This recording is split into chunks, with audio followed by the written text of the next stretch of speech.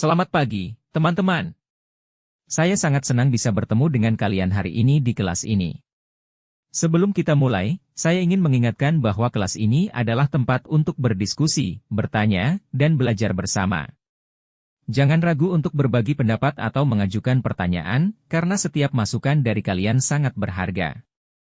Hari ini, kita akan membahas topik yang menarik, yang saya yakin akan memberikan banyak wawasan baru bagi kalian.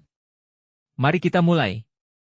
Budidaya tanaman jagung merupakan salah satu kegiatan pertanian yang memiliki peran penting dalam memenuhi kebutuhan pangan, pakan, dan industri. Untuk mencapai hasil yang optimal, proses budidaya jagung harus dilakukan dengan perhatian yang matang pada setiap tahapannya. Dimulai dari pemahaman tentang syarat tumbuh yang tepat, penyediaan benih yang berkualitas, hingga persiapan lahan yang sesuai. Setelah itu, teknik penanaman yang benar dan pemeliharaan yang telaten, termasuk pemberian air yang cukup, penyiangan, pemupukan, serta tindakan pemangkasan dan pengelolaan daun, menjadi kunci untuk mendukung pertumbuhan tanaman jagung. Terakhir, panen yang tepat waktu dan cara juga mempengaruhi kualitas hasil yang didapat. Dalam pembahasan kali ini, kita akan mendalami secara rinci setiap aspek tersebut untuk mendapatkan pemahaman yang lebih mendalam mengenai cara budidaya jagung yang efektif dan efisien. Syarat tumbuh tanaman jagung yang berguna untuk memastikan pertumbuhan tanaman jagung yang optimal. Terdapat beberapa syarat tumbuh yang perlu diperhatikan. Tanaman jagung memerlukan lahan terbuka yang tidak boleh ternaungi agar dapat mendapatkan sinar matahari langsung secara penuh. Sinar matahari yang cukup sangat penting untuk fotosintesis dan pertumbuhan tanaman. Selain itu, jagung tumbuh dengan baik pada suhu optimum antara 30 hingga 32 derajat Celcius, yang mendukung proses pertumbuhannya secara maksimal. Tanaman ini juga lebih cocok ditanam pada ketinggian tempat antara 0 hingga 800 meter di atas permukaan laut, di mana iklim dan suhu yang lebih stabil dapat ditemukan. Tanah yang subur dan gembur sangat mendukung perkembangan akar jagung, sementara drainase yang baik sangat penting agar air tidak menggenang di sekitar akar, yang dapat menyebabkan pembusukan. Terakhir, pH tanah yang ideal untuk tanaman jagung adalah antara 6 hingga 7, untuk memastikan tanaman dapat menyerap unsur hara dengan baik. Baby corn adalah jagung muda yang dipanen sebelum mencapai ukuran dewasa dan belum berkembang sepenuhnya. Biasanya, baby corn dipanen pada usia 1-3 hari setelah tongkol jagung mulai tumbuh. Pada tahap ini, biji jagung masih sangat kecil dan belum mengeras, sehingga seluruh tongkol jagung masih lembut dan bisa dimakan, termasuk kulit dan bijinya. Jagung manis adalah salah satu varietas jagung yang banyak dibudidayakan untuk konsumsi manusia, terutama karena rasa manis dan teksturnya yang lembut. Berbeda dengan jagung biasa yang biasanya digunakan untuk pakan ternak atau bahan industri, jagung manis dipanen pada fase dewasa dengan biji yang sudah matang dan mengandung lebih banyak gula, yang memberikan rasa manis pada bijinya. Penyediaan benih jagung yang baik sangat penting untuk memastikan keberhasilan dalam budidaya. Pilihlah varietas unggul yang memiliki daya hasil tinggi dan ketahanan terhadap penyakit. Pastikan benih yang digunakan bermutu tinggi, bebas dari penyakit dan kerusakan, serta memiliki daya tumbuh yang baik. Untuk kebutuhan lahan seluas 1 hektar, dibutuhkan sekitar 20 hingga 25 kg benih. Pilih benih yang memiliki umur panen sekitar 105 hari, sehingga dapat dipanen pada waktu yang tepat dengan kualitas terbaik. Dengan pemilihan benih yang tepat, potensi hasil yang dapat dicapai mencapai 13 ton pipilan kering, yang memberikan hasil optimal bagi para petani. Type benih jagung yang sering ditemukan, seperti flint corn, manis, pulut putih, dan pulut ungu, flint, jagung flint. Karakteristik, flint corn adalah jenis jagung yang bijinya keras dengan kulit biji yang tebal. Cangkang bijinya keras seperti batu, flint, dan tidak mudah pecah. Jagung ini memiliki biji yang cenderung berbentuk lebih besar dan tebal dibandingkan dengan jenis jagung lainnya. Penggunaan, flint corn sering digunakan dalam pembuatan tepung jagung, makanan ternak, serta beberapa produk olahan jagung. Beberapa varietas juga digunakan dalam pembuatan popcorn karena teksturnya yang bisa mengembang ketika dipanaskan.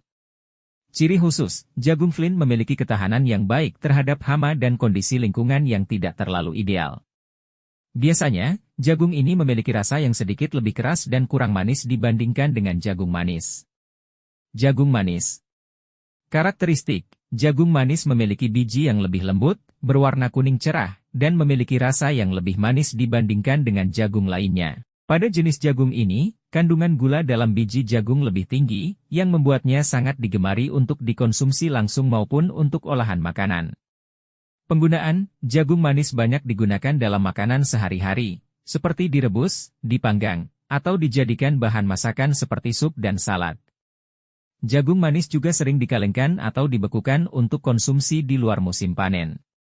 Ciri khusus, jenis jagung ini lebih cepat berkembang dan biasanya dipanen pada tahap muda, ketika bijinya masih lembut dan mengandung lebih banyak air dan gula. Jagung manis cenderung memiliki waktu panen yang lebih cepat, sekitar 75-100 hari. Pulut putih. Karakteristik, pulut putih adalah jenis jagung yang memiliki biji berwarna putih dan tekstur yang lengket ketika dimasak. Bijinya kecil dan cenderung lebih padat, dan setelah dimasak, ia menghasilkan tekstur yang kenyal atau pulut. Penggunaan jagung pulut putih biasanya digunakan dalam pembuatan makanan tradisional, seperti ketan jagung atau panganan berbasis tepung jagung. Di beberapa daerah, jagung ini digunakan untuk pembuatan bahan makanan seperti jagung kukus atau diolah menjadi bubur jagung. Ciri khusus, jagung pulut putih memiliki tekstur yang berbeda dengan jagung biasa, karena memiliki kandungan pati yang lebih tinggi dan kadar gula yang rendah. Tanaman jagung pulut putih ini banyak dijumpai di daerah yang memiliki budaya makan berbasis beras dan jagung. Pulut ungu. Karakteristik, pulut ungu adalah jagung yang bijinya berwarna ungu gelap atau merah tua. Warna ini disebabkan oleh kandungan antocianin, yaitu pigmen alami yang memberi warna merah, biru, atau ungu pada tanaman. Seperti halnya pulut putih, pulut ungu memiliki tekstur lengket setelah dimasak. Persiapan pupuk organik merupakan langkah penting dalam mendukung pertumbuhan tanaman secara alami dan ramah lingkungan.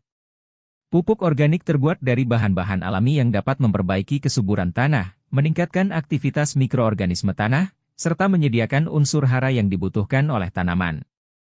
Berikut adalah tahapan dalam persiapan pupuk organik. Untuk membuat pupuk organik, pertama-tama Anda perlu memilih bahan-bahan organik yang bisa digunakan, seperti pupuk kandang, diperoleh dari kotoran hewan, seperti sapi, kambing, ayam, atau kelinci. Pupuk kandang kaya akan unsur hara makro seperti nitrogen, N, fosfor, P, dan kalium, K. Kompos, dapat dibuat dari sisa-sisa tanaman, sampah dapur, dedaunan, jerami, rumput, dan limbah organik lainnya. Kompos ini sangat kaya akan unsur hara mikro dan bahan organik yang memperbaiki struktur tanah.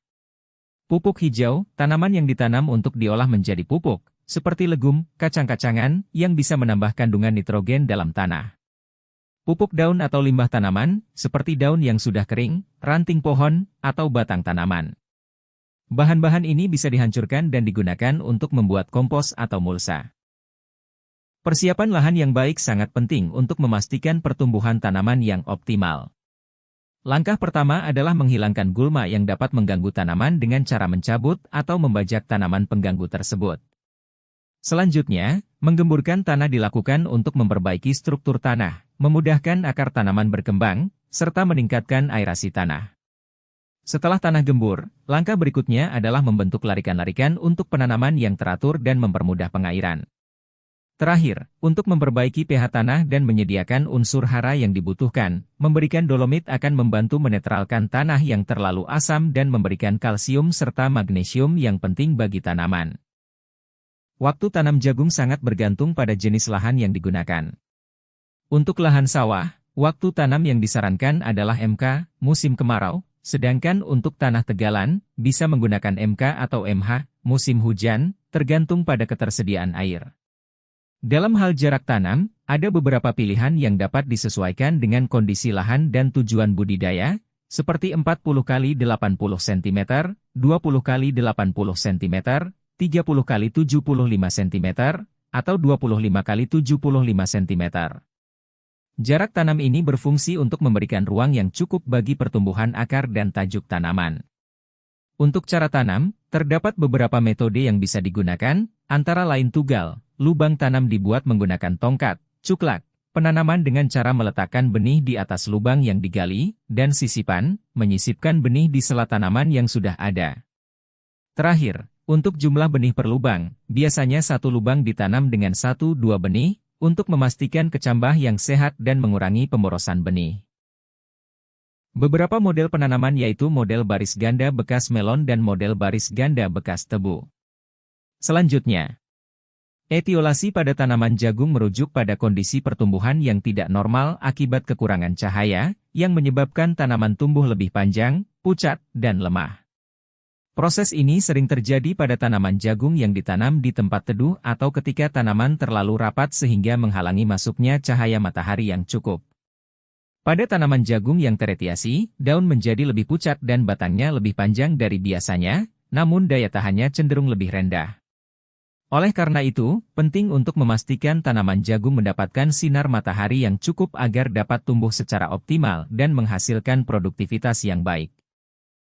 Pemeliharaan tanaman jagung meliputi beberapa kegiatan penting untuk mendukung pertumbuhannya. Pemberian air dilakukan secara teratur agar tanah tetap lembab, terutama pada fase pertumbuhan awal dan musim kemarau.